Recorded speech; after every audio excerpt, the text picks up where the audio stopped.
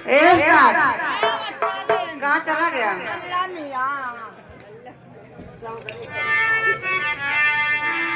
Chaudhary tent house Bakhadganj. ए जी हाँ कौन माल? हैं? कौन माल? अरे यार वो माल नहीं। हाँ आप वो माल नहीं है हाँ जो ट्रक पे लादते हैं, तब कौन माल? वो माल नहीं। तब कौन माल? मेरी पूजा, मेरी धर्म पत्नी। भगवती का तुहार पत्नी होई? मेरी दादा आय? यार पति ने कहा देखा। तब पत्नी हुई है? अब बताइए। ए जी हाँ अभी आप खड़े खड़े मेरा मुंह क्यों ताक रहे हैं?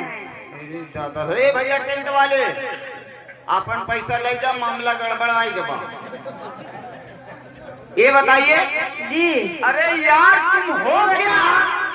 अब मैं एक औरत हूँ और अभी तक तुम मुझसे नमस्ते नहीं किए। अरे दादा दादा, अरे मोर मौसी, अरे दादा दादा ऐसा पतो हलाए हो।